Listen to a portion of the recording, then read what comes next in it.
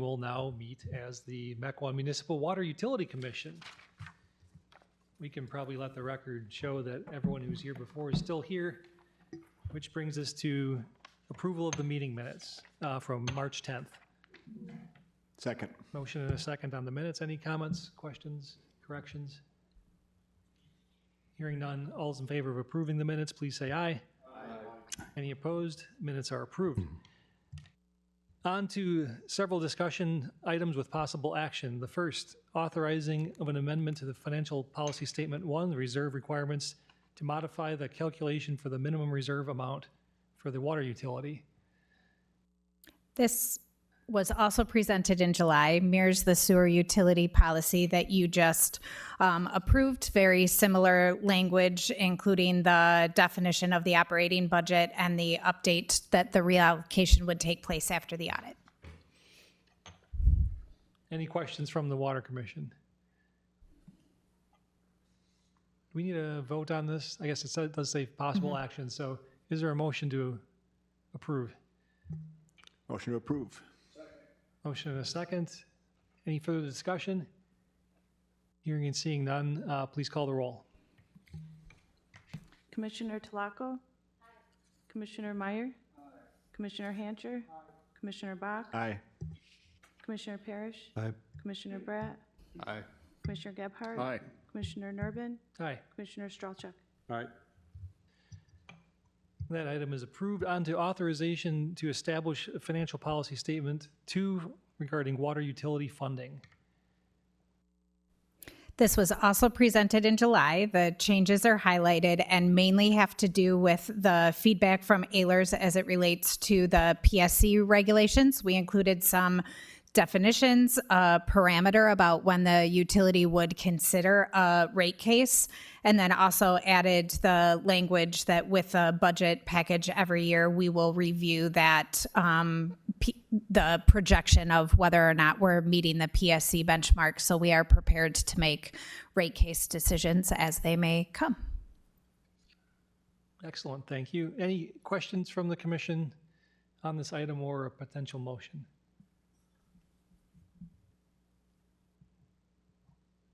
Don't all jump at once. Move approval. Second. Motion and a second. Any need to comment or ask question? Hearing and seeing none. All those in favor, please say aye. Aye. Any opposed? That item 2 is approved. Our last discussion item, consideration of an amendment to the Mequon Municipal Water Utilities Water Connection Policy related to cost share for betterment of service projects. This one has been much longer since it came back, but you may recall last year with budget, we had a discussion about the potential consideration of a cost share for betterment of service projects. You provided a series of direction to us in order to draft the policy, and that is what is before you tonight. At the biggest picture or highest level, the water utility is responsible for ensuring equity across all ratepayers. And when we have a build and contribute project, there is often a betterment of service project associated with it. That may include upsizing the main because it serves as a transmission main for the utility. That could include looping a connection so that we get some of the redundancy that we require, or any of a number of other options. Up until this point, we've negotiated those cost shares individually through development agreements, and we've seen enough similarity that we are proposing some amendments to the connection policy that would provide the guidelines in terms of how those would be considered and how the commission could otherwise administer those. It includes amendments to 2 separate sections. One includes some standard language that we've included in other development agreement documentation as it relates to calculations of infrastructure that is less straightforward, that it may be a little bit more difficult to distinguish what is purely the utility cost from what is the development cost. And then we've proposed to add a section that would outline those that might be considering a request for betterment of service reimbursement, what that application would look like, At the 30,000 foot view, it's kind of like what you see for yield plans when people are discussing density. Essentially, they would have to show a development plan that meets the water connection policies, so we understand what the demands of the development would be. And then they'd show an additional plan that would include those betterment of service so that we can more strategically identify what those costs are and what the consideration of cost share for those elements would be. And then on the utility side, the other thing this gives us the flexibility to do is essentially pay for those betterment of service costs and hold them so that when additional developments may connect, to have those properties pay as a part of their connection fee. In the past, prior to this, the developer would hold that cost, and we would include a refund clause in the development agreement that would be paid back to the developer. And there is the flexibility now with this for that to be paid back to the utility. I know that's a lot. I went really fast. I'm trying to be respectful of everyone's time tonight, but happy to go through anything in any more detail. Commissioner Parrish. Thank you, Mayor. Thank you again, Director Lundin and Mr. Voigt. Is this different than when we're bringing new areas online that did not previously have water? I'm kind of thinking about Uleo Creek in this, I'm playing all this out. Or does betterment of service have nothing to do with when we're bringing like water down a corridor? I wish there was a straightforward answer. It could be either. So in the consideration of, for example, Uleo Creek, the extension of water main wouldn't be a betterment of service. We don't have other customers up there. We don't otherwise have a need from a utility perspective to serve. But the upsizing of the transmission main and those associated costs would be eligible for betterment of service.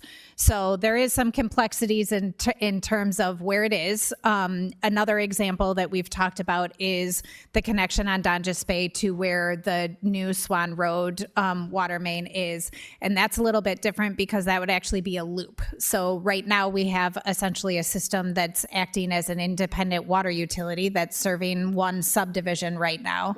And we'll ultimately need to loop that to the existing system. But there is development along that corridor that would otherwise be served. So betterment of service in that situation is slightly different, which is why we have some clauses in here of if there was a request to be made, how we would sorry. I'm sorry, I just cut you off. No, You're it's doing a okay. great Just job. how we would determine that. Yeah, So. no, I just, and I get the two differences. So where there's the loop or you're upsizing a main, totally makes sense. And I think the way you answered the question is probably why I'm asking this. One of the main bottlenecks we've had with the Uleo Creek corridor is just that incredible cost to get the water down the corridor. And we've been telling developers that, yeah, you'll incur the costs, and then as people hook in, you'll get reimbursed. So I'm almost viewing this as an opportunity to do this differently, where the water utility is bringing the water down, and we get more fast reimbursement for that. The first half, yes. The second half, no. Okay, go on. Yes. First of all, it's not prescribed, so the commission still retains the ability to consider how it would be done. But in a build and contribute scenario right now, without this amendment, you're exactly right. The developer bears all of that cost, and then any future connections, if they're ever made, would be paid back to the developer. But the PSC requires, well, we've adopted the maximum 10-year payback for that. So unfortunately, at year 11, anyone that connects doesn't have to pay back to the developer currently. If this policy amendment was considered, the water utility would hold those costs, and therefore any future connection forever would be paid back to the utility instead of paid back to the developer. Now, again, then we've paid those, the water utility has paid those costs. So we hold those costs, but then we recoup that long-term with the idea that it would develop at some point in the future. Okay. And has the city attorney reviewed the proposed language so that the way you're describing the recoup would actually play out that way? And if not, I would just request Sure. that you double check all I the love language. Brian to read over all of my Yeah, and documents, I so like I where would you're be going with happy the if determinant of he service. did so. This is a great idea still, and if we can apply it for new areas we're bringing on for the purposes of economic development, that'd be If good. you're considering approval, I think we can certainly make sure that if the city attorney had any amendments that were substantive, that we could bring it back. Thank you. Yes. There we go. Brian's reviewed it. I'll make a motion to approve. Second. Motion and a second. Any further discussion? Hearing and seeing none, all those in favor, please say aye. Aye. Any opposed? That policy too gets adopted. Is there a motion to adjourn? Motion and a second. All those in favor, please say aye. Aye. Any opposed? We are adjourned.